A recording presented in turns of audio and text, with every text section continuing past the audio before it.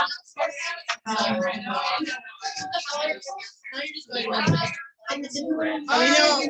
ready? Not quite yet. Let me know when to ring the call. I will. You guys, one of the things that we do before TV officially starts, gratitude. That's one I want to share. Do you want to just start? Do you want me to just gong it? Okay, so we're going to gong officially in a moment, but I do want to share the one gratitude that resonated with me the most this week. Nate Engels, to Nate Engels. I didn't write this, you guys, but I could have. Thanks for helping an old-ish lady with setting up iPhone text shortcuts. So again, I didn't write that, but Nate, if you're in the room, if you're on Zoom, wherever you are, I am oldish and text shortcuts sound fabulous. So thanks, Nate, for helping us. All right, we're ready for the gong. Okay. The gong. Here we go.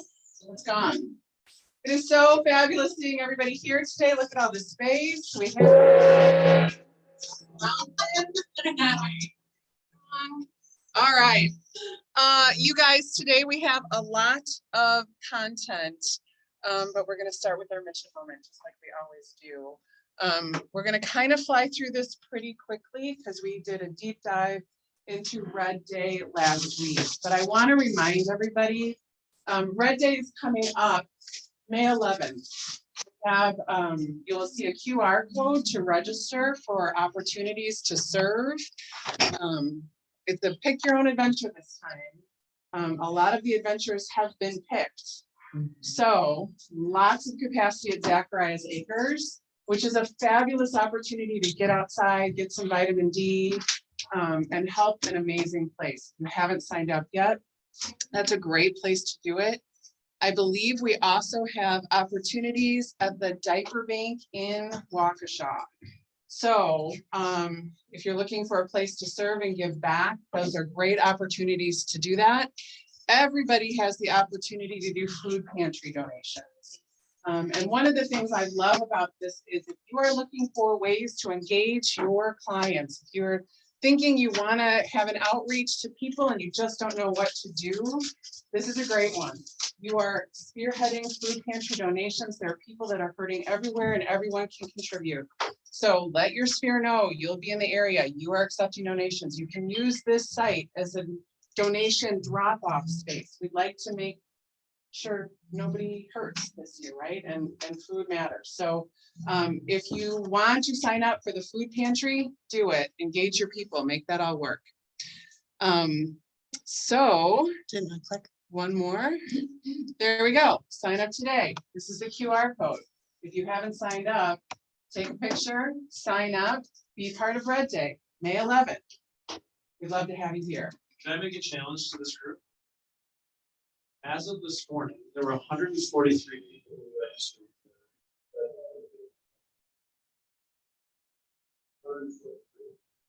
The Axe housing sold out. Diaper mission, Axe 50 to 100,000 diapers. 50% of the slots are taken. And here's the one thing I know about the Southwest community. Truly, as a community, we got only 14 people. Those are the 13. I'll tell you this, Shipley's are 2 of them. Jeremy Reiner's 3. Alex, yes. Love it. The other aspect of it is too that I just challenge you with is it's part of bringing the community together across all locations to learn and mastermind and learn. So. Also, if you want a t-shirt, we need you to sign up today.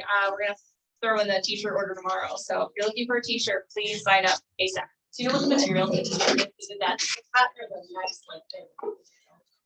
I only have to one different size. It's like a standard unisex piece. Wow. I think it's a softer.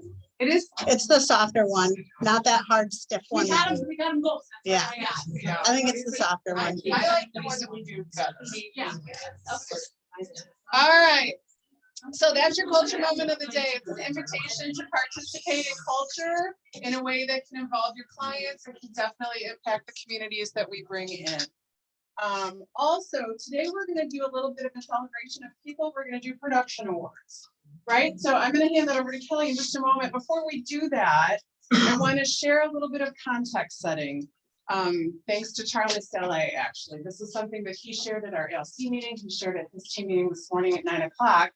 And I just wanted to, it's a great way to provide perspective for what we're going to be seeing. There's a lot of accomplishment in this room, and sometimes that can be daunting for people who don't see themselves up on the board.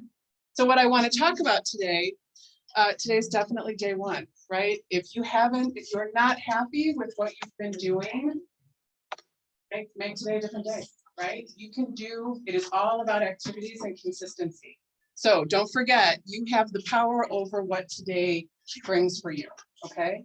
And consistency is key. This is something, you guys are gonna hear a ton about my health journey. I'm sorry, it's just my life right now. What I know is you are what you do over and over and over again. It's not what you do one day. Just for you guys, I'm 2 pounds away from having lost 100 pounds. The only reason I share that is because I've tried to do that. I'm 53. I've tried to do this for 52 years, right? And the only way I was able to do that is because I chose to make decisions every day for the past year. And sometimes those decisions were goopy, right? Sometimes that decision was a big pizza because I wanted it. What I knew was I couldn't do that all the time, right? I can't do that day after day after day and expect to have the results I want. It is the same in your business, okay? If you want a big business, you have to show up consistently to your community and to your lead gen and how you service your people, okay? So that's what be consistent means in your health, in your business, in your family, in your personal life, okay? And then the third one is be curious, right? Why are things the way they are? Why do my people choose to do what they do? How can I show up better? When you ask those questions, your performance elevates. Okay, and today we have 2 topics I'm super excited about after awards. It's about listening and what you do with that information. So we're going to dive into that, and all of that builds on a baseline of curiosity. Okay, you're working in a people business. It's all going to make sense at the end, I promise. So be curious and grow the life that you want. All of this leads into some emotional intelligence that I want to share with you. There's a great book I actually have on order. So if anyone wants, I've ordered 5 copies. But it's all about digging into what emotional intelligence does for you and your clients as you're navigating through things, right? One of the things they talk about is emotional intelligence and happiness, how those 2 relate. And oftentimes we think happiness comes because we've achieved a great result, right? Which means it's super, super hard to find sometimes because you get to that result and the goalpost moves. Because I mean, I've done this over and over again. I'm going to get this degree. I'm going to do this thing. I'm going to get this title. And it's still me, right? One of my friends calls that geographic happiness. I'm going to move and be happier. Well, it doesn't always work because you move and there you are still, right? So what you want to do is think about happiness a little bit differently, okay? If you put an end goal to happiness, Charlie outlines this here, and he's here in the back, so if I get anything wrong, I'm sure he's going to fix this. But if you think about happiness as an end result, it can feel like fog, right? You have no way to wrap your arms around it, no way to kind of track where you're with it, right? Where it is. What you want to be doing is understanding that happiness is a process and how you show up with the people around you, how you show up in your business, right? Results matter, and oftentimes we get them in the reverse order. We think we're going to be happy after the results. What we find is when we can be happy, the results come, right? So just think about the order that you put things in a little bit. And again, it's not how our brain works. We like to check things off. We like to have a goal. We like to know where we're going. Doesn't always serve us well. So some of this is a little bit counterintuitive. But think about it. If it was intuitive, we'd all be walking around happy, right? All the time. Because people want to be happy. And if you think about how many people in your life are truly, truly happy, maybe that's not many. But if you focus on this, you can be the one person who changes your environment. You can be that happy person. And that's a ripple effect, right? So the way the story was told to me was by focused on a couple that a horrible accident had occurred, right? This man had ended up in the hospital for quite a while. They had a lot going on, had young children, and here they were in this situation. Their life had changed dramatically. And if you think about it, super athletic, that was taken away. Super independent, taken away. What do, right? How do you show up in that? The man, husband in this, took the opportunity to reflect on what his life was and where he was.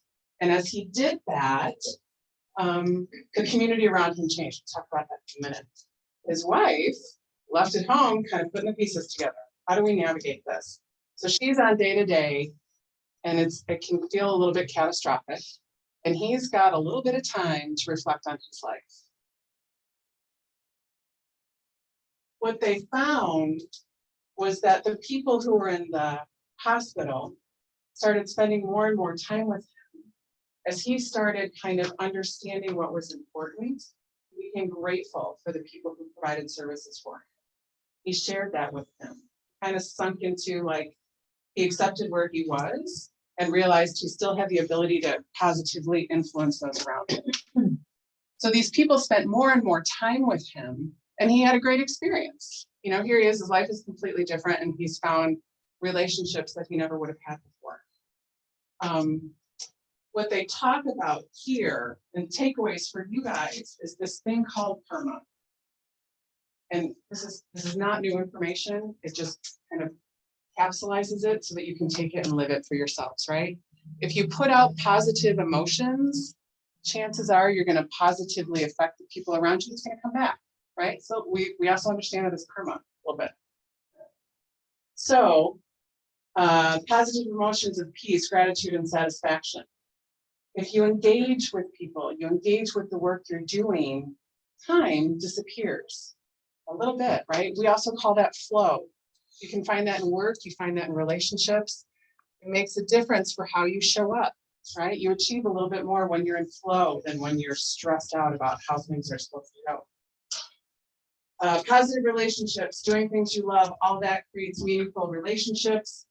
Meaning helps us engage in things that are bigger than ourselves. So when our circumstances change, when we find ourselves in the hospital, or we lost the race, or maybe we're not up on the board that we want to see ourselves up on because our business is a little bit different, we still have a bigger meaning that pushes us forward, right? It puts big context to what we want to do, helping us be consistent, reaching all the way back to when we started the meeting. And now we're looking at accomplishment or achievement. Who have we become versus what have we done, right? Subtle difference, but becoming helps you create a consistency in your life that elevates you. And that all folds back into your business, into your family. And at the end of the day, you've got something to talk about. So PERMA helps us understand some of these things, right? Happiness is not the absence of suffering, but it's the ability to manage within it, right? And we're looking at not just happy, joyous, and free, right? Not just those high emotions, but contentment. What does every day look like? What does your life look like? Literally, like I was looking through my vacation photos. I love traveling. I've got some great highs in my vacation photos. And I realized what I don't have is my moment when I'm reading a book with my wife on the couch with my dogs. It's contentment. It's a moment, right? So it's all of those things.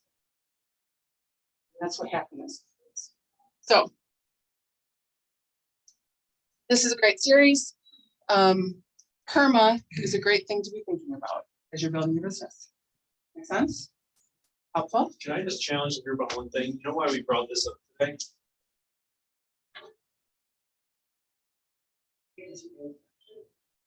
As we grow in production. Yes. And what are you hearing about the market? Down or it's hard or You may have gone over 5 on the weekend. Okay, we're gonna talk about production awards, and some people are gonna be really happy with where they are, some people are gonna be really pissed with where they are, and some people are gonna be really uncomfortable. Okay, the reason why we led with this morning, and we talked about it for those who were on the ALC, did we not talk about this last week? What we have to ground ourselves in is the journey of where you are and what you're doing. Okay, and too much in this industry, and I see it all the time. I mean, we talk about ego in our industry. Ego is bred from lag metrics. I did this much volume. I closed this many units. I served this many families. Guess what? None of that is indicative of future success. Lag metrics. Lag metrics are the depth, or is the depth of long-term success, happiness. And so the reason why I challenged our team on this whole concept of PERMA and sharing the book that I was reading around emotional intelligence and happiness was, are we finding peace in the pace, right? Are we finding contentment on the journey no matter where it is that we stand? Because the truth is the industry's down 30%, so much, right? And so if you're finding peace in the pace, and you're in it for the great, not in it for a great year, you're in it to build a great career.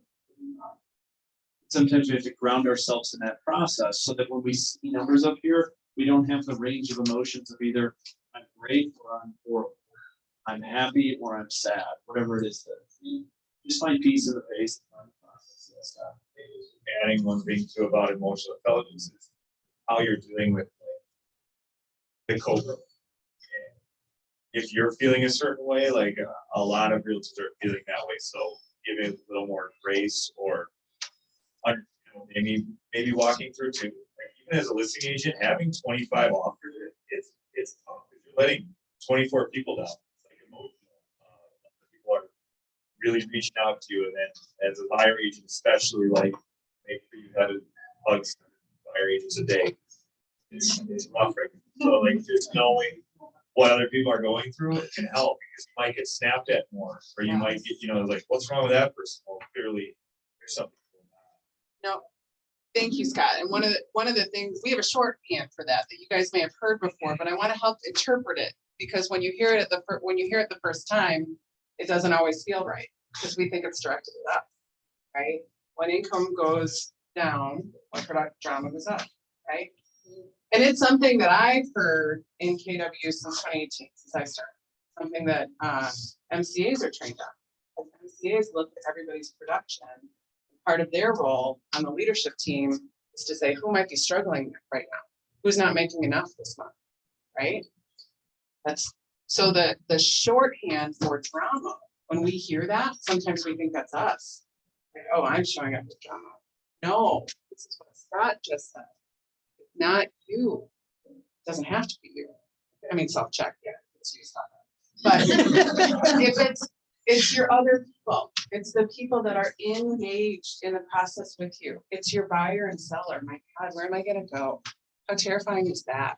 These are fraught transactions to begin with, can be, right? But just recognize the emotional environment that people are working in and help them, calmest person in the room wins. Help them take a deep breath, right? So thank you for that, Scott. Okay, so with that context, I'm going to hand it over to Kelly. We've got some welcomes to do, and then we've got some production. So there you go. So let's welcome Harrison. He's in the room. He's a super cool guy. So if you have a chance to get to know him, he's funny, and I think you guys will like him. And Tanner Smith. Finally got like there's a lot of Tanner Smiths out there. So the DSPS took a little time, but hey, we hung in there. So and he's joining his mom and dad on the Smith team. Yeah. Can't change your last name, Tanner. And let's congratulate Karen Nemeth for her first closing. First closing forever, like in all time, but back here. So yay. And then we're getting into March recognition. So award levels, as you know, you can always look this up as well. It goes in GCI or in units. So let's get right into it. So top 15 GCI in the month of March. Nate Engels, Day and Sarah Baumgardner, Chris Ebert, Tony and Sharice Giangreco, Tiffany Isness, Dan Callis, Jay and Lisa Krickeberg, Terry Lewis, Ben Murphy, Sarah Papp, Tina and Mike Reddick, Dan Schmidt, Zach and Dawn Chipley, Steph Sosa, and Tracy Young. Woo! It's only in alphabetical order, guys, so. $1 Million Month in March, the Schmidt Group, Ben Murphy, Mindright Realty, the Krickeberg Group, Callis Real Estate, Lifetime Realty Group, and Baumgardner Group. Good job, Mark. All right, top closed volume for March 2023, Ben Murphy. Okay. Katie is right behind him. Steph Sosa, Sarah Papp, Amy Berger, Terry Lewis, Nicole Asaki, Rachel Houselander, and Venetia Moreland. Awesome. Venetia is a newer agent too, so that is awesome to see her on this board. Top closed volume, Callis Real Estate, the Baumgardner Group, 1120 RE, Team Ingalls, the Gebert Group, Young Mundy Real Estate, Medina Real Estate, Reliance Real Estate Team, Team Albello, and the father-daughter team.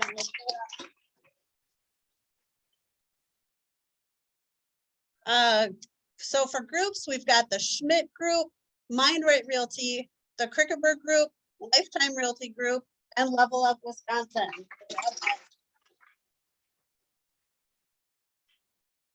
Okay, top closed volume year to date. Ben Murphy is kicking rear ends. Like, wow. now he's going on vacation. And then we can all catch up. Yeah. Katie Nichovic, Steph Sosa, Sarah Papp, Nicole Asaki, Jeff Brown, Amy Berger, Terry Lewis, and Peter Promise.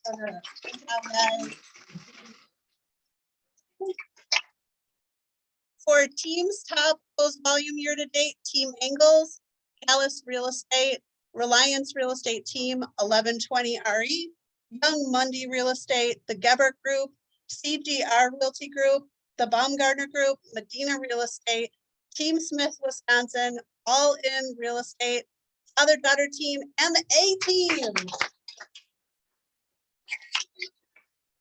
Every time I hear the A team, I want to do the theme song. I know. Dun, dun, dun.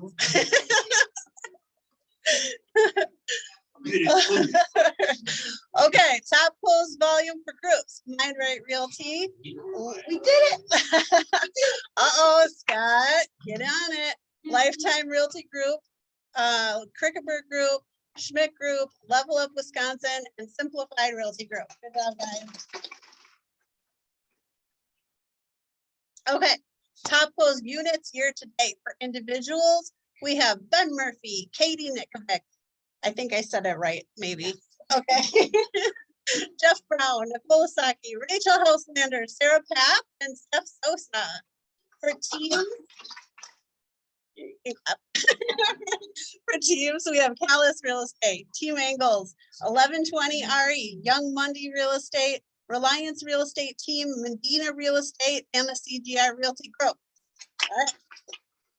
For the groups, we've got the Krickeberg Group, Lifetime Realty Group, Mindright Realty Group, Level Up Wisconsin, the Schmidt Group, and Simplified Realty Group. Off the slide, you guys, one of the things I want to call out, and we talk about this a lot, you control your units, right? Market controls your volume, you control your units. A lot of people talk about, oh, I'm going to go sell higher priced homes, right, to get figured out. Super, super hard. If you want to build your business, this is the side right here that you want to be on. And this is where your consistency comes in. You're doing your lead gen, you need to add to your lead gen, it'll show up here, okay? And look, a quarter of a house counts.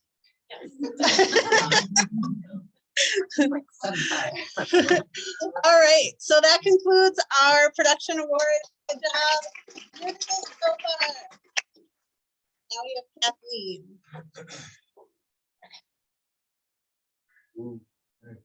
Dang, all right.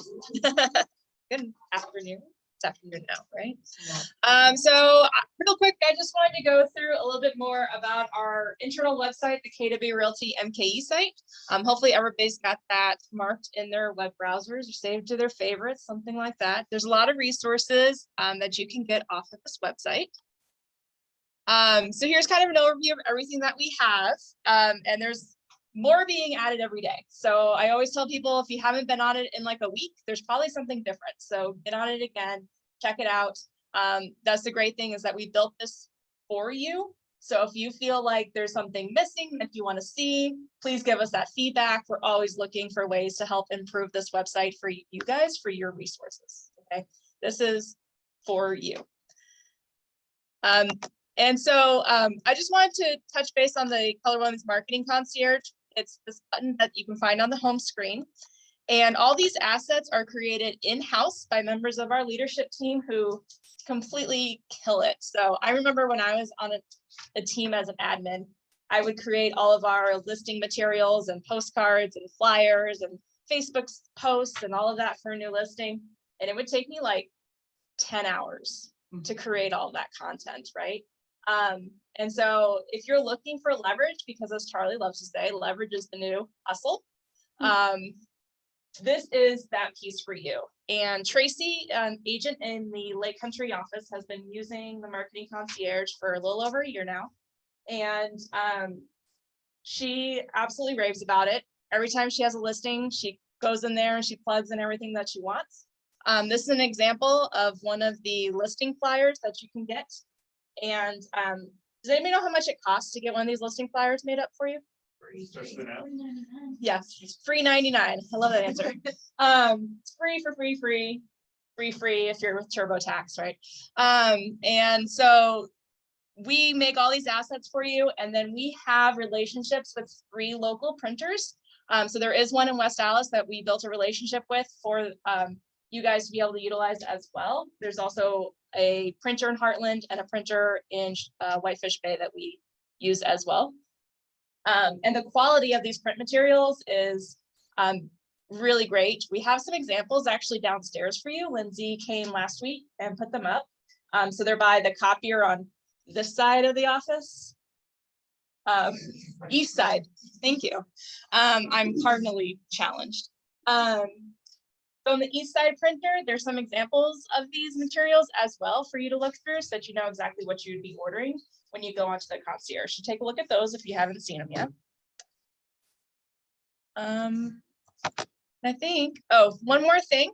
If you've been coming to our trainings on Zoom on Thursdays at 11, we are finishing up the month of conversations about seminars with all about how to follow up with leads that come in from your first time home buyer or investor seminars. And all of those have been recorded. They're all on YouTube. If you haven't done a seminar, or you're thinking about jumping into a seminar, or doing one for the first time, I highly recommend you take a listen to what we've done over the last couple of weeks, hopefully to gain some more insight as to how to leverage seminars at a high level. So.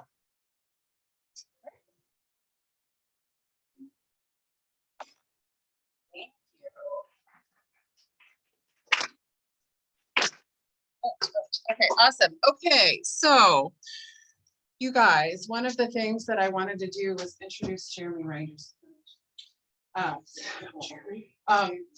We started the conversation today about emotional intelligence, and I'm making my way, meeting everybody, getting to know people and who they are. And Jeremy and I had a great conversation, and one of the things he shared that I promptly forgot, to be honest. So we had a conversation recently because I asked him to speak. I asked him to present. You were so excited about it when I first I mentioned was so it. excited about it. It's great, but it goes to show, like, I think about listening all the time. I really do, and I failed in that one I was super excited You about it. I heard was it at the very time, you ashamed. just, that was more of a remembering issue. Yeah. You guys started the meeting by saying I'm the oldest. We'll work on this. But thank goodness I have people around me who help me remember and who teach me how to listen well. So thank you for diving into this topic for us. I'm gonna step out of the way unless you need me to run tech. No, just to get to that one video. It's just the next one. Oh, yeah, I got you. Okay.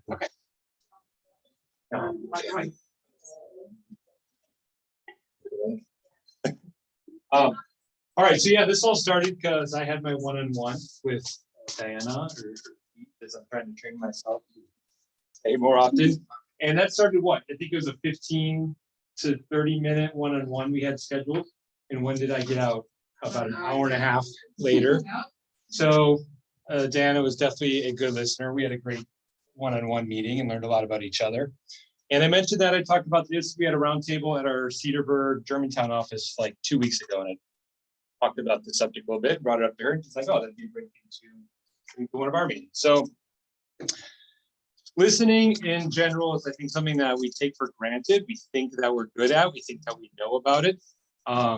If you think about how much time we spend learning how to talk, learning what to say, we go to script practice, we practice our presentation, we spend a bunch of time creating our flyer or our listing packet or buyer presentation, whatever all these things are that we're going to say and we're going to talk about, but we really don't take time to practice listening. But we inherently obviously know how to listen. I think we grow up learning through school that you are through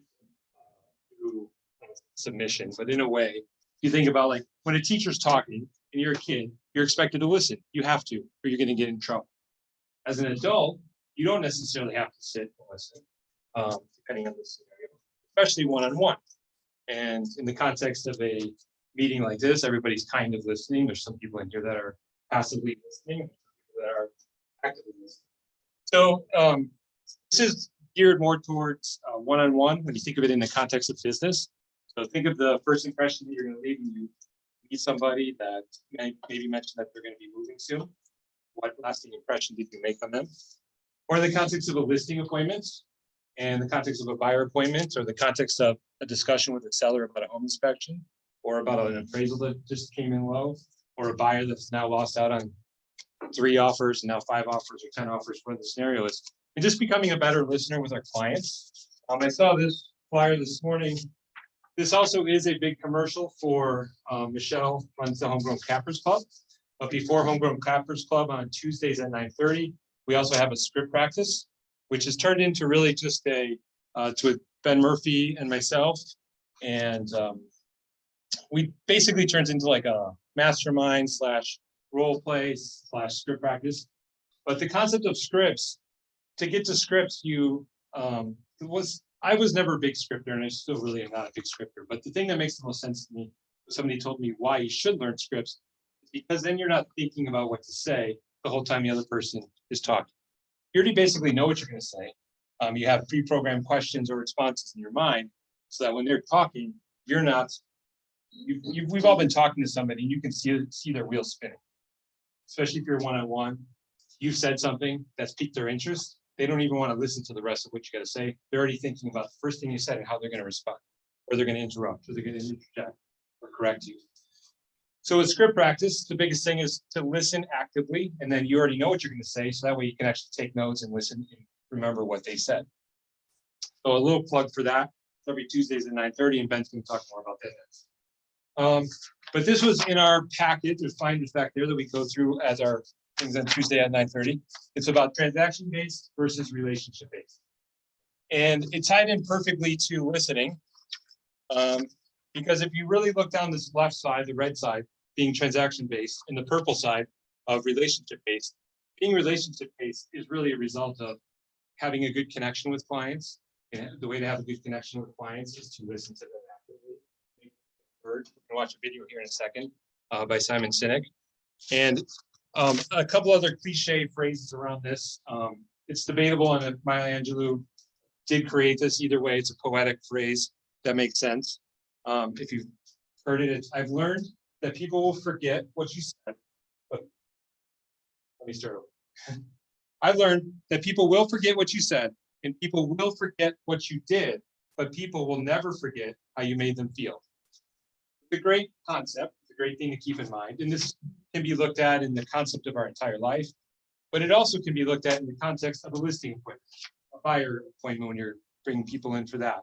Or again, talking through a home inspection or an appraisal or why they're going to move or why they've lost out on so many offers.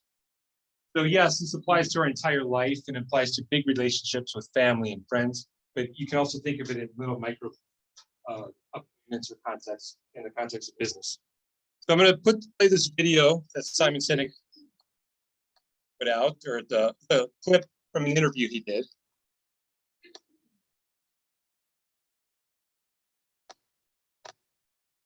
So it is called, while this commercial is playing here, A diaper this week free? it's a Red Day commercial.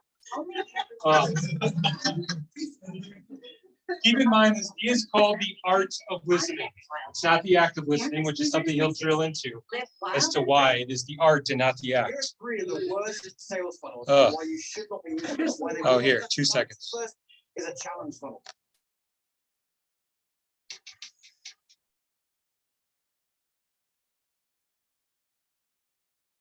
So listening is not the act of hearing the words spoken. It is the art of understanding the meaning behind those words. You know, when people say you're not listening to me, and when you parrot back the words that they were said, congratulations, your ears work. You know, that is the act. That is the act of listening. But the art of listening is creating an environment in which the other person feels heard. Now you notice what I said there. The other person, and they use the emotional word feel, right? I don't want to know that you heard the word. I want to feel heard, feel seen. I want to feel understood. And that is a learnable practice and a skill. So it's there are many parts of it. It's things like replacing judgment with curiosity. Right? That's a hard thing to do. We're a pretty judgy group, right? I'm curious what someone has up. It's creating a safe space, as my friend Dia Khan calls it, empty the bucket. Even if we find what they're saying just reprehensible, right? You're never going to be able to actually have dialogue until at least one of the parties gets the opportunity to say everything without judgment. And as she calls it, emptying the bucket. And once somebody feels like they've completely said everything, then they're more apt to listen to you. And usually what we do is we defend, or we litigate, or we interrupt. We point out flaws in logic, which is just frustrating. And when you point out some flaws in somebody's logic, because we're all imperfect when we speak, we all choose the wrong words at various times. And that's not what I meant. You know what I meant is what we have to say. Well, what if you know what you meant? Why don't you say what? You can see how this spirals. But it's things like when somebody says something, you know, there's really easy ways to do it. Things like, go on. Any more? What else? We're talking. We're quiet. We're listening. Any more? Go on. And eventually, it's all that. And then there's a safe space for you to talk or to express yourself.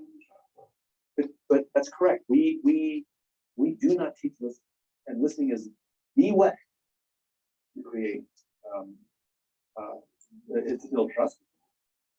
You make someone feel heard, they'll trust you. It is the way to find common ground. In simple cases of business, in more complicated cases in national politics, or in global politics, or in war. Why does William Ury, who wrote Getting to Yes, he talks about the same thing. He goes, we have talk shows, but we don't have listen shows. He says we have peace talks, but what we really need is peace listen. And he, who's been at the table at the highest levels of peace negotiations, he said people start demanding what they want, and that's how the negotiations begin. Nobody starts by saying, "Tell me why you do." There's a great documentary that I recommend to learn this. I'll stop it there. He goes on to go into a much deeper subject. It's a very interesting experiment that somebody did, where they did go into, it was a Muslim woman who went into a white supremacist camp and basically made them feel heard, and just was her only goal was to go there and listen to everything they had to say. And they became friends through that experiment. That's something completely different, but what are some key things you guys heard in this video that you can tie to business and listing appointments and dealing with clients? There's a couple key things I picked out of there. No, Very, very simply, saying something simple as go on and what else, like to let people, like we said about letting them empty the bucket. I think that's great. You have to deliver some bad news to someone yeah, and to deliver that news, then let them finish saying their piece about it. yeah, versus That cutting makes them sense. off or Yeah. trying to like spin it for them, just let them talk and empty the bucket. I think a lot of traditional sales training, right? They teach you to repeat things back. The person thinks you're listening, and he made a great point. All you're doing is demonstrating that you heard what they've said, but actually being able to connect with it, right? Emotionally, so that they feel understood versus just, oh, so you told me this. It's a different approach that I think is really good, and that probably helps go from transactional to relationship. Yeah. Right? Yeah. Conversation. Yeah, okay, Scott. There's talk, there's no listening to it. And I think everyone thinks sales is talking, but sales is listening. And there's an intuitive art to understanding someone's personality by what they say in their body language. And that's listening. And if you really look at the best salesmen, like they're either practicing that, so like they're actually really practicing that, or they just stick to it. So like hearing. And the Yeah. phrase to remember around that is he who talks the most loses. So if you're in a listing appointment or even a buyer agent appointment, I mean, you might be telling them a little more information on that person. Generally, if you're talking the most, you're losing.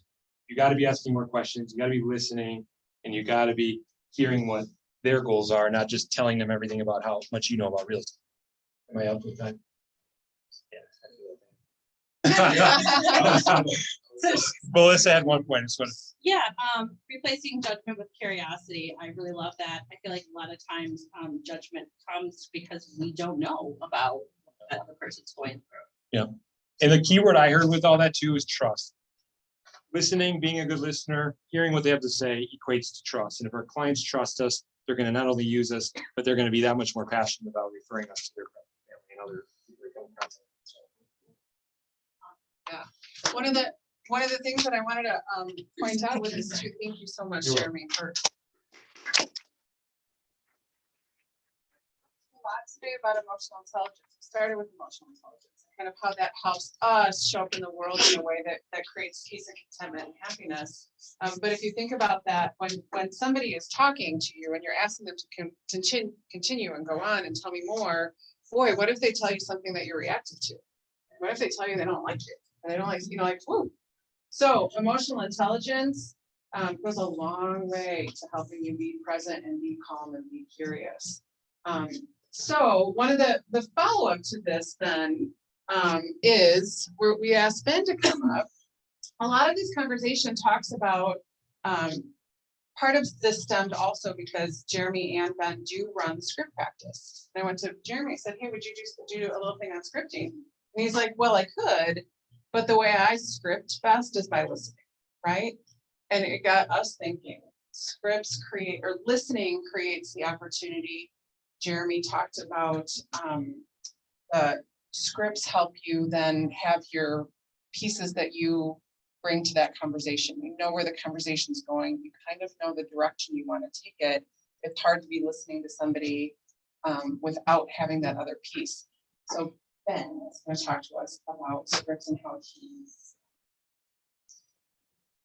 Not sure who let me up here. I always like to start with a joke, like a little bit. So I guess, yeah, I'm going to talk about internalizing your dialogue scripting.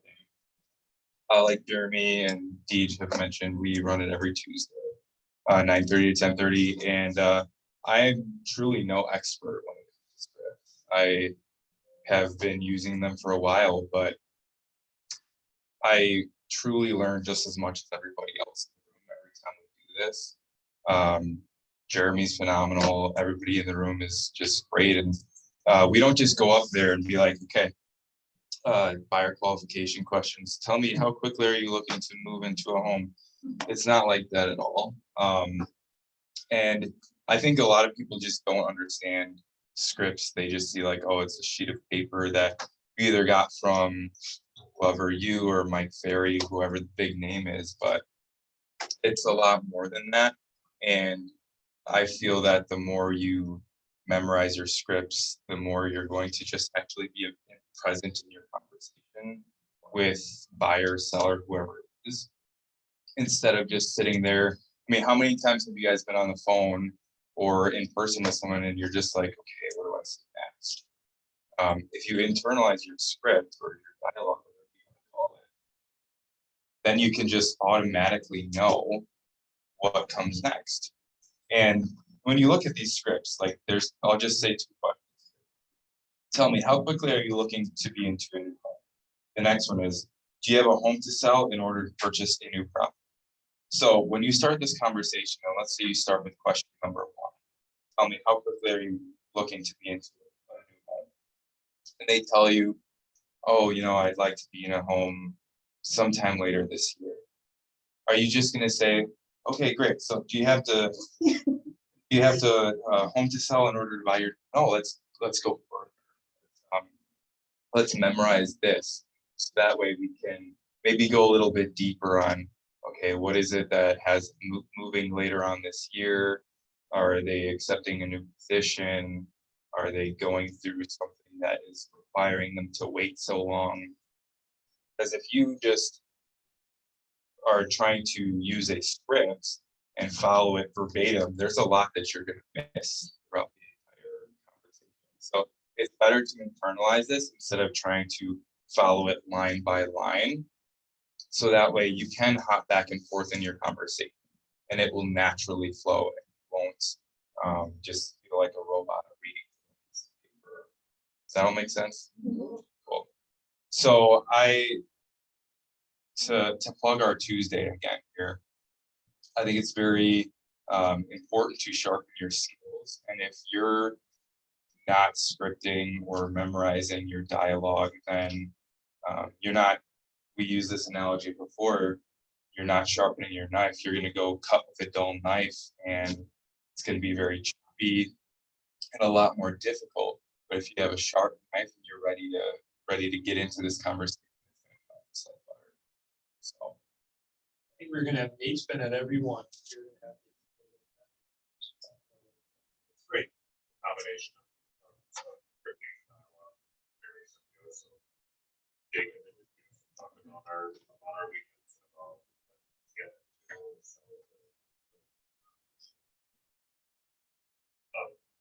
different factors. Try to focus on a particular topic that day, and then work on that. And real quick, I was not scripted for this. I just went off the cuff. So Great, you earn the right to go off script. perfect. It's another thing to think about. You earn the right to go off script. If you know what's coming next, you can freeform and still get the information you need. That's why you're up here, because you teach and you do this. Everyone should be full, you guys. We've got a market that we can definitely. I do have a comment. So KWRI actually just changed. We can't really use the word script anymore, like for international stuff. And so that was really drilled into me when I was doing the case score items, and they call them dialogues now, which is really what you should be having. It's memorize the words, but know how to have a dialogue. Exactly. That's perfect. Awesome. Well, thank you, Ben and Jeremy. Our goal is to always to help you make the most of your business and make the most of your, the more your tools are sharpened, you're ready to go, the bigger your business can be, right? So we're going to run really quickly through some events. We're going to pause here this afternoon. We're going to be celebrating a fantastic woman who's got a great opportunity that she's leaving us for, and we'll forgive that. But we're going to be toasting her this afternoon. We've got a little bit of champagne, a little bit of NA champagne for those of us who don't. And we've got some chocolate cake, bare minimum. So come celebrate as Allison begins her next adventure. And then Highlighting, we're talking about sharpening your tools, making sure that your sales is at a craft right now. Charlie's gonna end us on a little bit of the market of the moment, just in terms of understanding what we're getting into and why we're drilling into opportunities to raise your game. Couple things to point out, there's a lot, well, April, we're wrapping up the month. Tomorrow is the Glover event. If you are interested and don't have a ticket, talk to us. We'll see what we can do about getting you in, because it's pretty full. And then there's a social media opportunity for you guys to dive into that.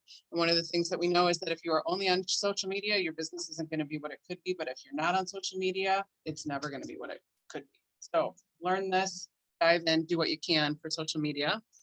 And then the May calendar will be launching very soon. I want to call out the second week of May, Red Day. If you haven't signed up, sign up. The other piece of that is that week we are not doing a team meeting. So I know you guys are my regulars, you show up all the time. Gift of time that week. We've got a leadership conference that we're going to be gone, and with Thursday being a big day, we are not doing a team meeting on the 9th. Okay, Charlie, do you want to come on up? I'll fly through this. Yeah, that'd be great. But here's what you want to pay attention to. You ready? Yes, sir. Okay, here you go. Market of the moment on a weekly basis rolling over the last 24 weeks, okay?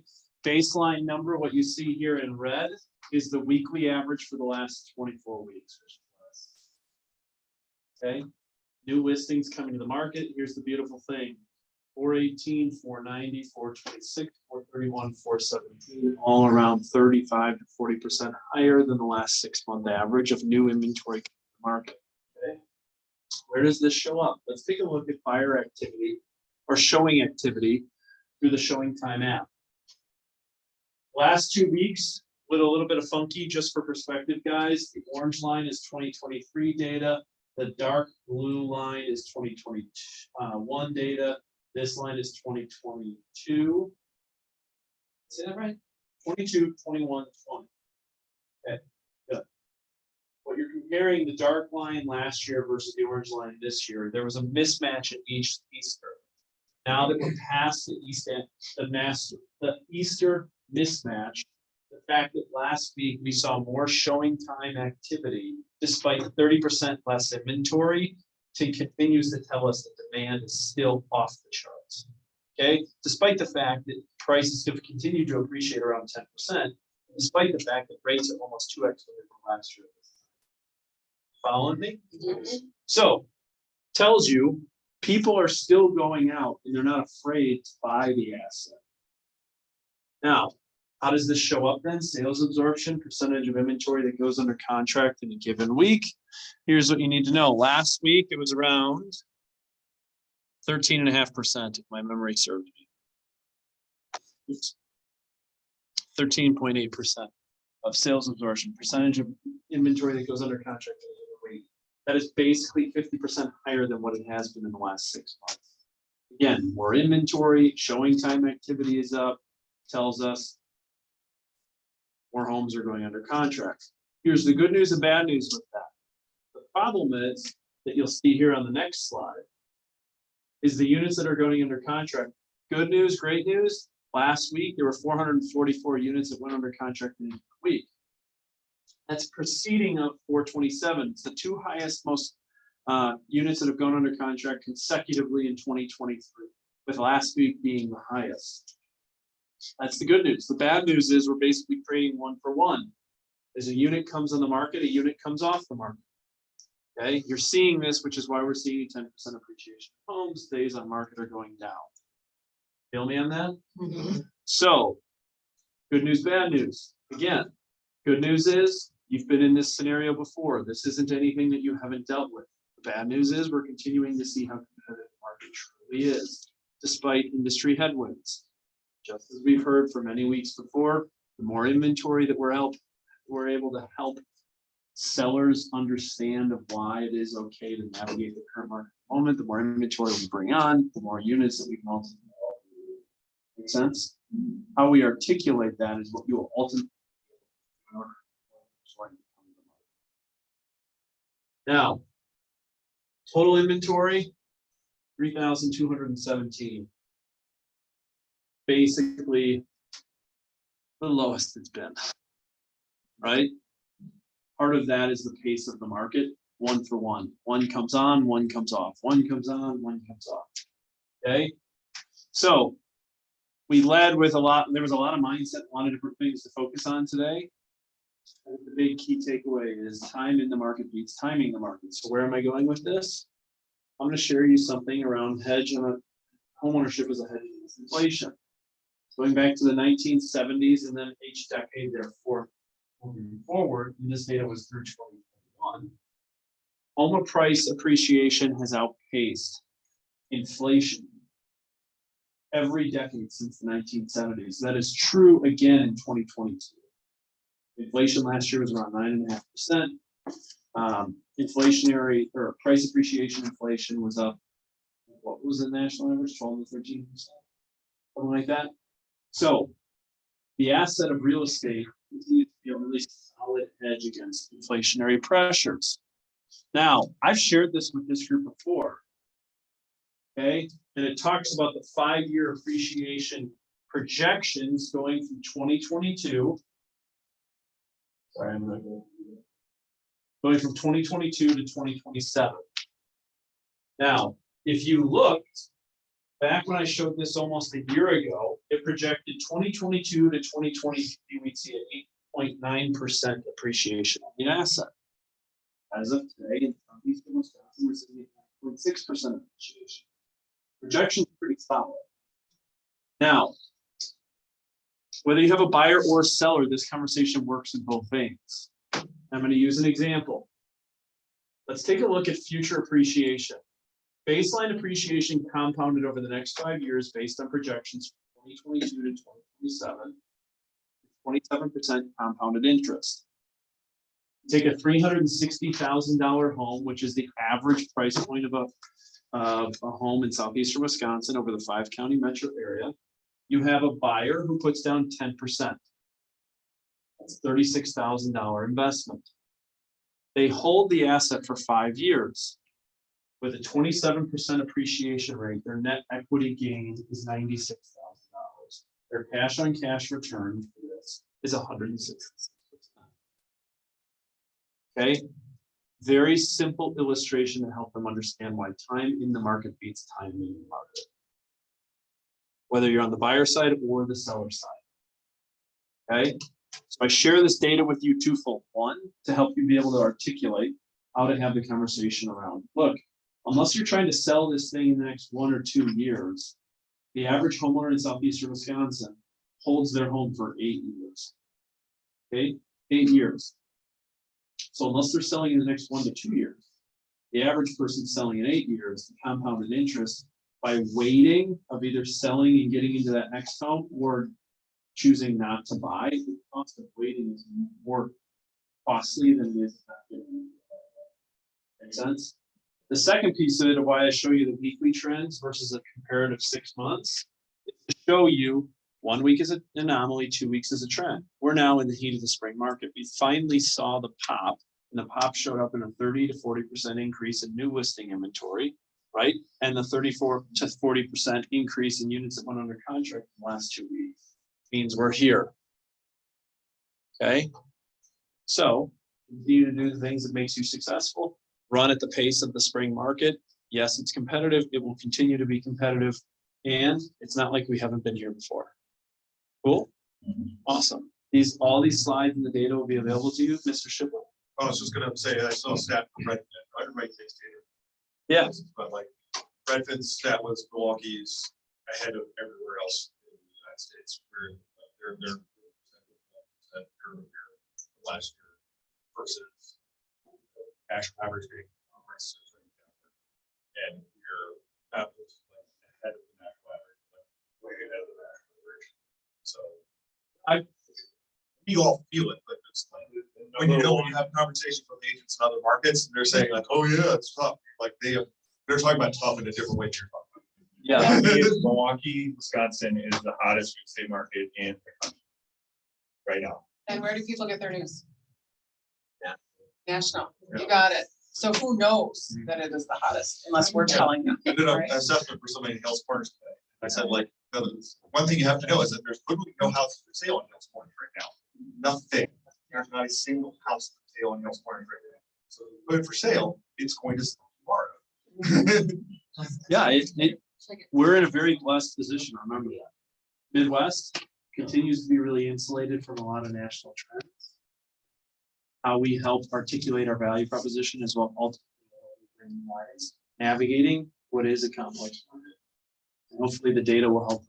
We continue to provide you data in different places to look at, is that how to articulate what's going on will help you become a conscious choice so that you can focus your value versus the agent who walks in, puts a sign in the yard in Hales Corners, and it's gonna sell it because it's the only home for sale in Hales Corners, right?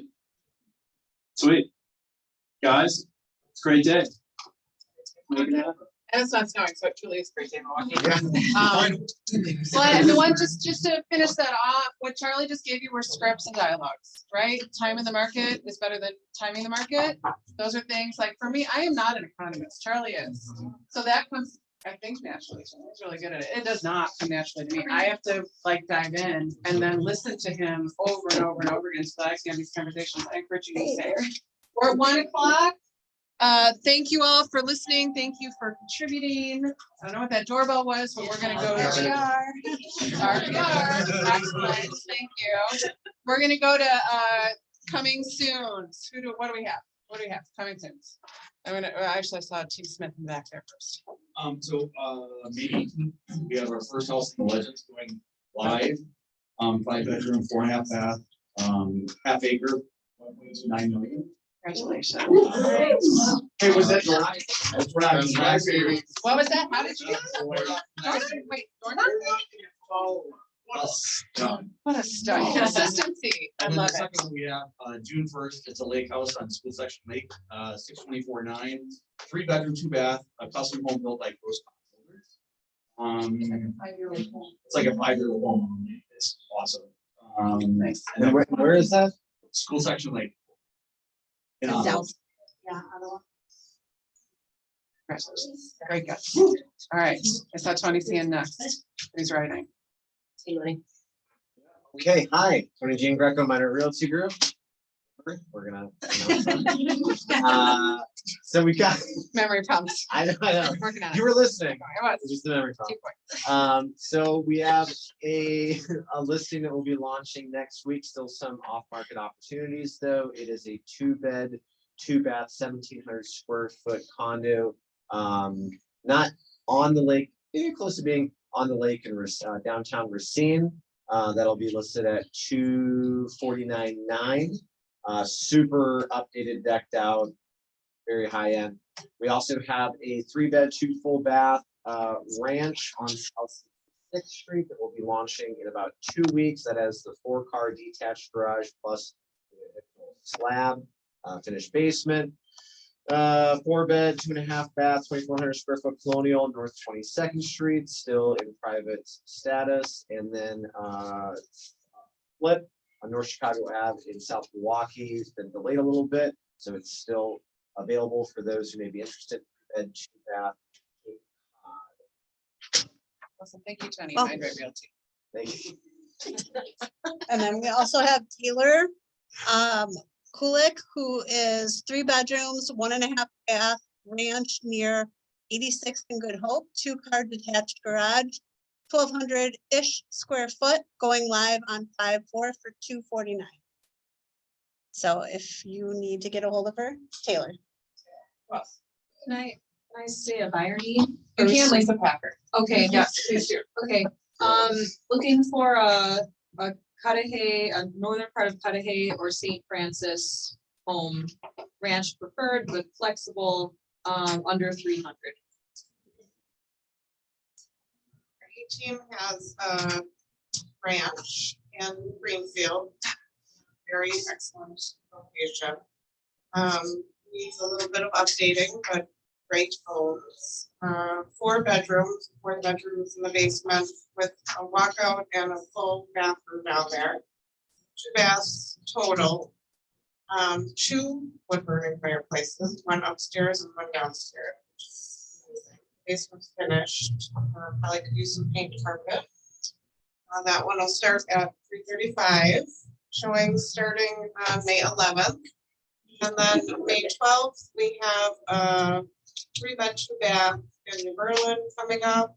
It's a multi-level home, fully updated, half acre, both lots are half acre. Backs up to some walking trails. It's awesome. Also, Congratulations, 18. 20. Jordan Jean Greco, Minor Realty Group. We do have a very specific buyer need. If anybody has any info on third ward condos, minimum 1 bed, 1 bath, but ideally looking minimum 1 bed, 1 bath. Well, there are efficiency and loss out. Thank you, Katie. You know, don't listen to that guy. I love it. The third ward, and they have to have at least 1 parking space, right? Or right next to a parking facility. So if anybody has anything coming down the pipe. Yeah, all right. From the back row. Katie. I have a property coming up in Oregon. If anybody has a buyer for potential off market, it's on 14 acres. It's 4 bedrooms, 3 baths. It's an exposed ranch.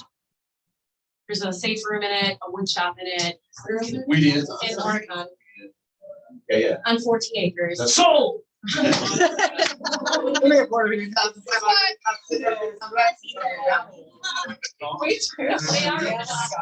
they're elderly. Katie, what price point? $650.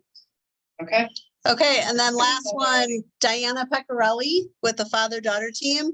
3-bedroom, 1.5 bath, 2-car garage, South Milwaukee, listing at $299.9 starting on Friday, and it's a ranch. Veronica. Ranch. Okay, can I ask for feedback really quickly on one thing? Do you, just real quick, raise your hands, because I'm just for my own knowledge. Do you guys get the tour information request from Willis? Like, hey, if you have a broker's tour request, plug here, and then he communicates it out to like all these brokers, right? What if we did the same thing for all offices for new listings? And what you did is when he sends out the brokers, it's gonna be new listings, with broker tour information.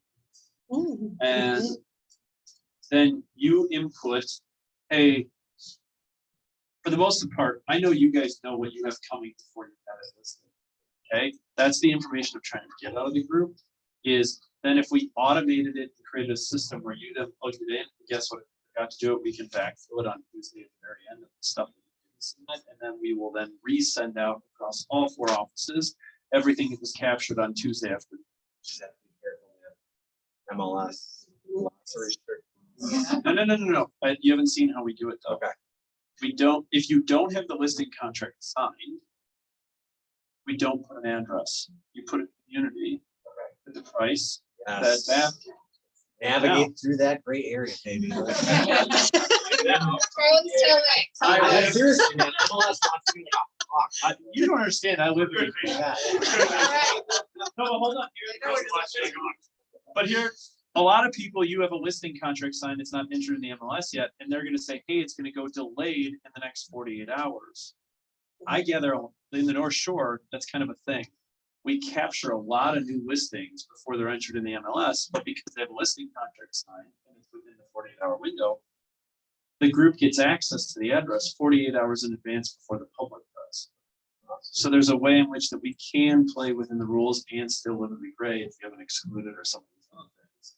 And we can facilitate the information to protect you. But I'm trying to gather more because in an environment where there's only 3,200 listings and there's 72,000 buyers, how do I gather the scale, the economy of scale of our environment, our listing environment to get you more information? That sounds way better than my process of scribbling it down as everyone else knows. Only 1 or 2 people are gonna capture Mark's new listing and he got Bristol Home Pines. But if I can broadcast that across 600 people, there's power in that. You gotta look out for that next week. Woo!